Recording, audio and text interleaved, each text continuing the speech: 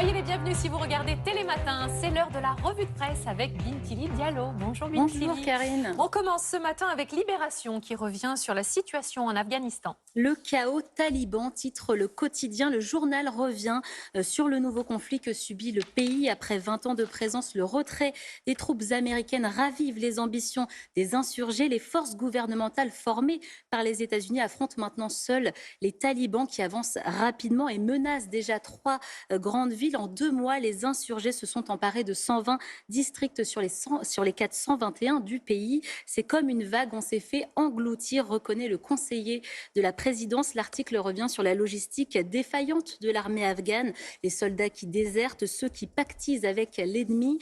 Kaboul mise, Karine, sur les frappes aériennes pour s'en sortir. La création d'un gouvernement intérimaire avec les talibans est la seule sortie de crise possible, nous dit Libération. Problème, les talibans ne semblent pas vouloir négocier. Le journal L'Humanité se penche sur le sort des migrants ce matin. Oui, avec cette une coup de poing, migrants, le crime de l'Europe. Le quotidien donne la parole aux ONG qui reprochent à l'Union européenne d'entraver le sauvetage des migrants. L'UE se rend complice du drame des exilés, nous dit l'Humanité.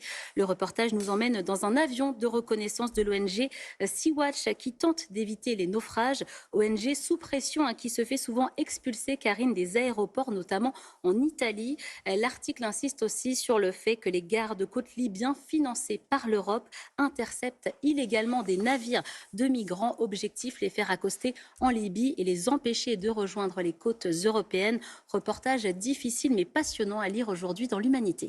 On prend de la hauteur, direction Notre-Dame de Paris et ses vitraux. Avec cette sublime double page dans Libération, Notre-Dame de Paris, les yeux dans les cieux, le journal nous emmène dans le dédale impressionnant des échafaudages.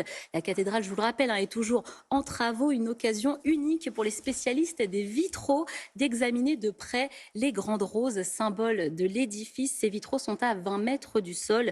Les historiens d'art les rejoignent donc avec un ascenseur. Leur travail daté de façon fiable tous les éléments qui composent notamment la rose sud d'une dimension de 12 mètres avec ses 95 panneaux. C'est la rose la plus remaniée depuis le XIIIe siècle, Karine. Article des paysans à lire dans Libération. Bon, on part maintenant aux Jeux Olympiques de Tokyo. Avec les Français, il faut le dire, qui cartonnent en sport collectif. Pour la première fois, 5 équipes féminines et masculines se retrouvent en demi-finale olympique. À suivre aujourd'hui les garçons en basket, volley et hand. Demain, ce sera les filles en hand et en basket. Le quintet des Bleus aux Jeux. Titre l'Est républicain, le carton plein des sports collectifs français se réjouit. L'équipe, la ruée vers l'or, anticipe le Parisien. En équipe, tout est possible, nous disent les Échos. C'est vrai, Karine, qu'on a déjà une médaille d'or en judo par équipe. La France rayonne en collectif, écrit La Croix, qui a interrogé le président de la Fédération de hand qui s'amuse et s'inquiète. On se demande comment on va faire si toutes les équipes doivent rentrer avec une médaille parce qu'il n'y aura plus de place dans l'avion. On va en trouver. Casse-tête de privilégié, nous dit La Croix. On termine avec ce dernier hommage au fondateur du groupe Cassav. Et oui, les obsèques de Jacob Desvarieux auront lieu ce jeudi en Guadeloupe, annonce de France Antilles ce matin. Cela se passera à 13h heure de Guadeloupe.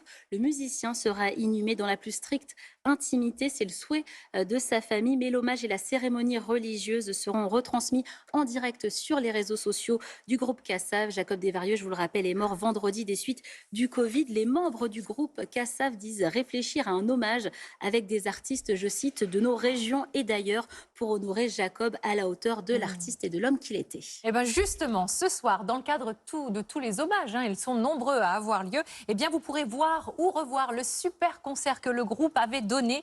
C'était en 2019 à la Défense Arena à Paris. Il sera donc diffusé ce soir sur les antennes de France 2 à 23h25. Merci beaucoup, Bintili. Avec plaisir.